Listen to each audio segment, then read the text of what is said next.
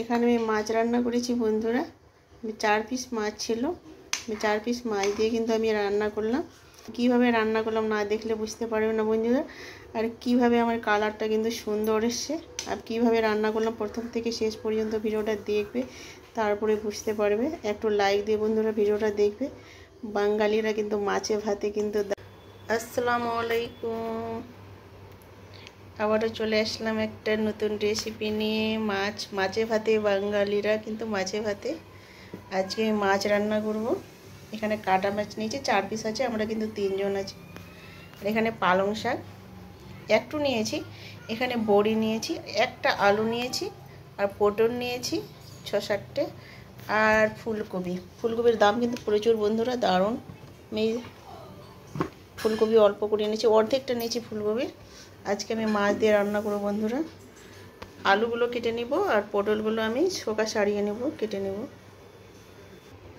সবজিগুলো কেটে নিয়েছি, দেখো এখানে আমি সবগুলো পটলগুলো দুভাগ করে নিয়েছি। আলুটা কিন্তু আমি কেটে নিয়েছি, একটা আলু দিয়েছিলাম আমি।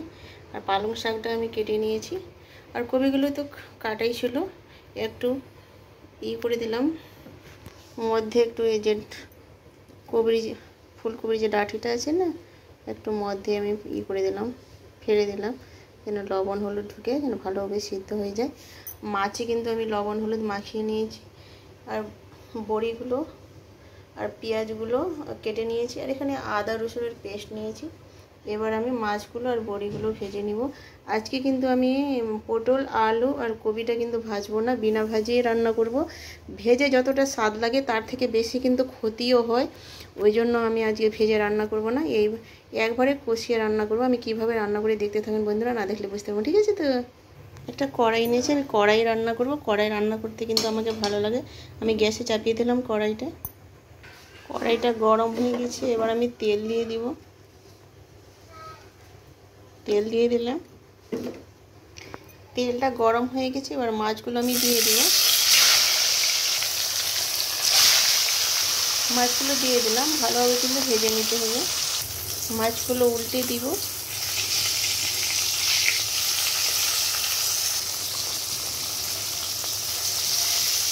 মাছগুলো উল্টে দিয়েছি, ভাজা হয়ে গেছে। এবার আমি তুলে নিব,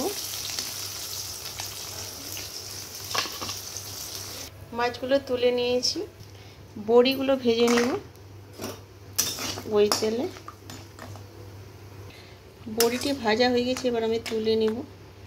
বড়িটি কিন্তু সুন্দরভাবে ভাজা হয়ে গেছে। এখানে তেল দিব না, ওই তেলে কিন্তু আমি রান্না করব।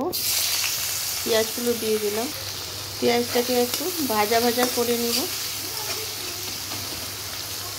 পেঁয়াজটা ভাজা হয়ে গেছে, এবার আমি আদা রসুনের পেস্টটাকে দিয়ে দিব, দিয়ে কিন্তু একটু ভেজে নিব, যেন আদা রসুনের কাঁচা গন্ধটা না থাকে।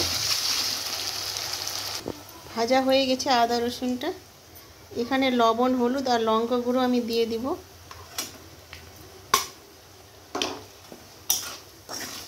এখানে একটু নেড়ে নিব, যেহেতু আমার ভাজা হয়ে গেছে আমি জল দিব না। এবার কেটে রাখা সবজিগুলো দিয়ে দিব, আলু, পটল আর ফুলকপিটা দিয়ে এবার কষিয়ে নিব। তো ভালোভাবে কিন্তু মশলাটা মাখিয়ে নিচ্ছি। এবার আমি ঢেকে দিব 1 মিনিটের জন্য।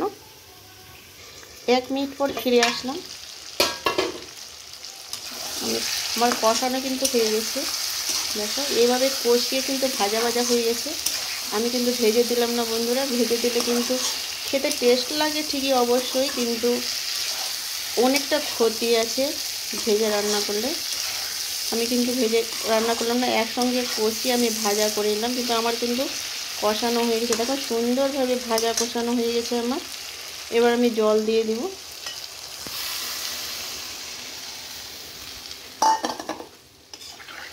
আমি কিন্তু এখানে টমেটো দিব না, আমি বিনা টকের রান্না করব। খেতে কিন্তু দারুণ লাগে, লেবুর টক দিয়ে কিন্তু ভাত দিয়ে খেতে দারুণ লাগে তরকারিটা বন্ধুরা।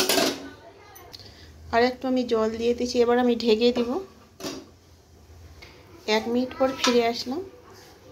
এবার আমি বড়িগুলো দিয়ে দিব।